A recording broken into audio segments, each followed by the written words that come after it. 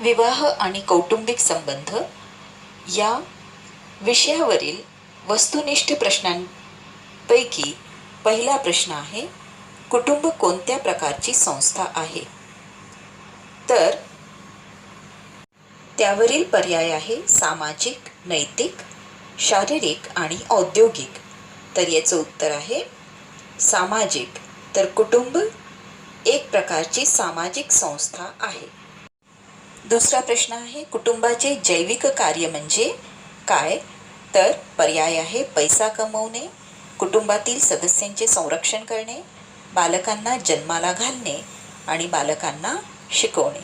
तर याचं उत्तर आहे बालकांना जन्माला घालणे हे कुटुंबाचे जैविक कार्य आहे. पुढील प्रश्न आहे, एकत्र कुटुंब पद्धतीचे विघटन होऊन कोणती कुटुंब पद्धती जन्माला आली? पर्याय आहे पर्यायी कुटुंब, विभक्त कुटुंब, स्थलांतरित कुटुंब आणि दत्तक कुटुंब. तर याचे उत्तर आहे विभक्त कुटुंब. एकत्र कुटुंब पद्धतीचे विघटन होऊन विभक्त कुटुंब पद्धत अस्तित्वात आली. चौथा प्रश्न आहे, सँडविच कुटुंब कोणत्या कौटुंबिक अवस्थेला म्हणतात? पर्याय आहे प्रारंभिक अवस्था, किशोरावस्थेतील मूल असलेले कुटुंब, नंतरच्या कालखंडातील कुटुंब, लहान मूल असलेले कुटुंब. आणि याचे उत्तर आहे किशोरावस्थेतील मूल असलेले कुटुंब. पाचवा प्रश्न आहे, स्त्री पुरुष यांच्या लैंगिक संबंध प्रस्थापित करण्याच्या समाजसंमत मार्गाला काय म्हटले जाते? पर्याय आहे विवाह, कुटुंब, साखरपुडा, अन्य काही. तर याचं उत्तर आहे विवाह. सहावा प्रश्न आहे, कोणत्या विवाह पद्धतीत जोडीदार निवडीचे स्वातंत्र्य नसते? पर्याय आहे प्रेमविवाह, नियोजित विवाह, नोंदणी विवाह आणि अन्य. तर याचं उत्तर आहे नियोजित विवाहात जोडीदार निवडीचे स्वातंत्र्य नसते. नियोजित विवाह म्हणजे अरेंज मॅरेज. सातवा प्रश्न आहे, पालकत्वाकरता असणारी भावनिक, बौद्धिक आणि आर्थिक तयारी कोणत्या प्रकारच्या पालकत्वात नसते? पर्याय आहे नियोजित पालकत्व, अनियोजित पालकत्व आणि अन्य. तर याचं उत्तर आहे अनियोजित पालकत्व. अनियोजित पालकत्वात कोणत्याच प्रकारची पालकांची तयारी नसते. पुरुषांनी वापरल्या जाणाऱ्या कुटुंब नियोजनाच्या पद्धतींपैकी एक पद्धत कोणती? पर्याय आहे तांबी, निरोध, लूप आणि अन्य. तर याचं उत्तर आहे निरोध. कोणत्या प्रकारच्या विवाह पद्धतीमुळे हुंडा पद्धतीला प्रोत्साहन मिळते? पर्याय आहे प्रेमविवाह, नोंदणी विवाह, नियोजित विवाह किंवा यापैकी नाही. तर याचं उत्तर आहे नियोजित विवाह किंवा अरेंज मॅरेजमुळे हुंडा पद्धतीला प्रोत्साहन मिळते. विवाह न करता एकत्र राहण्याच्या पद्धतीला काय म्हणतात? पर्याय आहे एकल कुटुंब, दत्तक कुटुंब, सहवास किंवा कोहॅबिटेशन, सावत्र कुटुंब. तर याचं उत्तर आहे सहवास किंवा कोहॅबिटेशन. जोडीदार निवडीचे आधुनिक माध्यम कोणते? जाहिराती, इंटरनेट, मध्यस्थी आणि वधूवर सूचक मंडळ. तर याचं उत्तर आहे इंटरनेट. इंटरनेट जोडीदार निवडीचे आधुनिक माध्यम आहे. 12वा प्रश्न आहे, विवाह पद्धत सर्वांचीच सारखी असावी याकरता कोणती विवाह पद्धत अस्तित्वात आणल्या गेली? पर्याय आहे नियोजित विवाह, सहजीवन, नोंदणी विवाह आणि प्रेमविवाह. तर याचं उत्तर आहे नोंदणी विवाह ही पद्धत सर्वांचीच विवाह पद्धत सारखी असावी याकरता अस्तित्वात आणल्या गेली. 13वा प्रश्न आहे, जातीयता व धार्मिकवादाला कोणत्या प्रकारच्या विवाह पद्धतीने प्रोत्साहन मिळते? पर्याय आहे प्रेमविवाह, नियोजित विवाह, नोंदणी विवाह आणि गंधर्व विवाह. तर याचे उत्तर आहे नियोजित विवाहामुळे या सर्व गोष्टींना, ज्या नकारात्मक गोष्टी आहे त्यांना प्रोत्साहन मिळते. 14वा प्रश्न, खालीलपैकी काय कुटुंब नियोजनाचा फायदा नाही? पर्याय आहे लोकसंख्या वाढ, माता मृत्यूदर कमी होणे, बालमृत्यूदर कमी होणे, शिक्षण पूर्ण करण्यास वेळ मिळते. याचं उत्तर आहे लोकसंख्या वाढ हा कुटुंब नियोजनाचा फायदा नाही. 15वा प्रश्न, घटस्फोटाच्या वाढत्या प्रमाणाकरता खालीलपैकी काय जबाबदार नाही?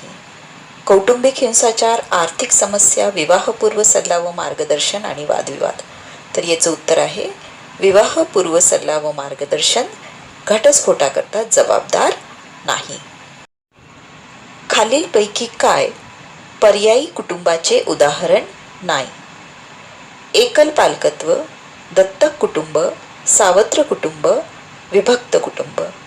तर याचे उत्तर आहे विभक्त कुटुंब पर्यायी कुटुंबाचे उदाहरण नाही. दोघांपैकी कोणत्या तरी एकाच पालकांसोबत मुलांचे असणे कोणत्या प्रकारच्या पालकत्वात घडते? पर्याय आहे दत्तक कुटुंब, अपत्य असणारे कुटुंब, एकल पालकत्व, सावत्र कुटुंब. तर याचं उत्तर आहे एकल पालकत्व. कोणत्या अवस्थेला कुटुंबाचा जम बसविण्याचा काळ मानला जातो? पर्याय प्रारंभिक अवस्था, लहान मुलांचे कुटुंब, किशोरवयीन मुलांचे कुटुंब, नंतरच्या काळातील कुटुंब. तर याचं उत्तर आहे प्रारंभिक अवस्थेला कुटुंबाचा जम बसविण्याचा काळ मानला जातो. खालीलपैकी काय विवाहाचे कार्य नाही? घटस्फोट, सहजीवन, सुरक्षितता, प्रजोत्पादन. आणि याचे उत्तर आहे घटस्फोट हे विवाहाचे कार्य नाही. 20वा प्रश्न आहे, कोणत्या अवस्थेत पालक संपूर्ण आयुष्याचा आढावा घेतात? प्रारंभिक अवस्था, मुलांची नोकरी आणि घराबाहेर पडणे, नंतरच्या कालखंडातील कुटुंब, लहान मूल असलेले कुटुंब. त्याचे उत्तर आहे नंतरच्या कालखंडातील कुटुंब. या अवस्थेत पालक संपूर्ण आयुष्याचा आढावा घेताना दिसतात. 21वा प्रश्न, खालीलपैकी कशामुळे विवाहात समस्या निर्माण होत नाही? अहंभाव, आर्थिक बाबी, नोकरी, समंजसपणा. तर याचं उत्तर आहे समंजसपणा असला तर विवाहात समस्या निर्माण होत नाही. आजी आजोबा, चुलते जेव्हा एकाच कुटुंबात राहतात त्या कुटुंब प्रकाराला काय म्हणतात? पर्यायी कुटुंब, एकत्र कुटुंब, विभक्त कुटुंब की विस्तारित कुटुंब. तर याचं उत्तर आहे विस्तारित कुटुंबात आजी आजोबा चुलते एकत्र राहतात. खालीलपैकी काय कौटुंबिक जीवनात निर्माण होणारा धोका नाही? याला पर्याय आहे घटस्फोट, दीर्घकालीन आजार, मृत्यू आणि दोघांची नोकरी. तर याचं उत्तर आहे दोघांची नोकरी कौटुंबिक जीवनातील धोका नाही. खालीलपैकी काय एकत्र कुटुंब पद्धतीचे वैशिष्ट्य नाही? पर्याय आहे एकत्र कुटुंब पद्धतीत अनेक कुटुंब प्रमुख असतात. दुसरा पर्याय कुटुंबाचा आकार मोठा असतो, सगळ्यांचे मिळून एकच स्वयंपाकघर असते, कुटुंब प्रमुखाला सन्मान दिला जातो. याचे उत्तर आहे एकत्र कुटुंब पद्धतीत अनेक कुटुंब प्रमुख असतात. हे एकत्र कुटुंब पद्धतीचे वैशिष्ट्य नाही. एकत्र कुटुंब पद्धतीत एकच कुटुंब प्रमुख असतो. माता मृत्यू दर कशामुळे वाढते? 18 वर्ष पूर्ण झाल्यानंतर विवाह केल्यामुळे, 18 वर्ष पूर्ण होण्याआधी विवाह केल्यामुळे,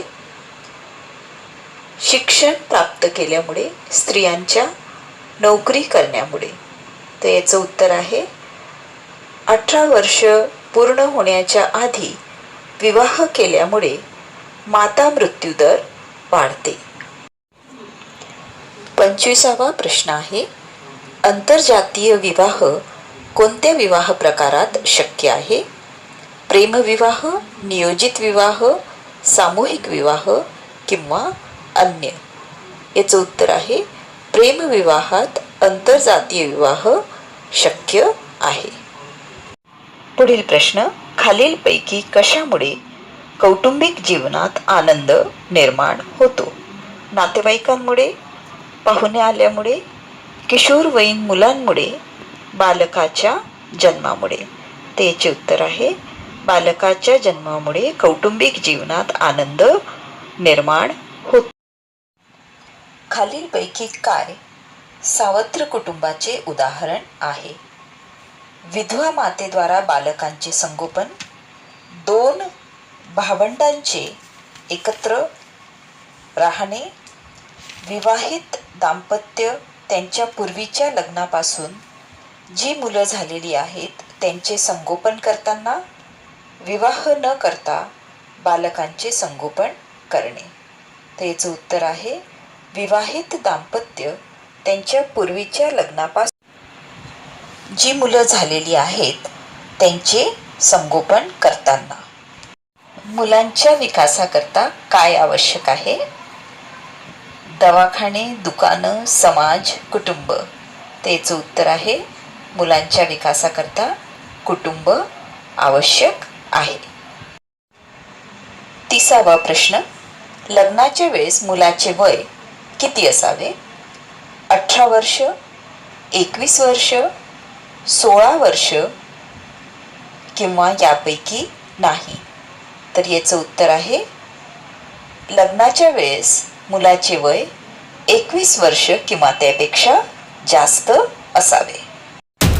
आपल्याला जर व्हिडिओ आवडला असेल तर प्लीज लाईक, शेअर आणि सबस्क्राईब करायला विसरू नका. धन्यवाद.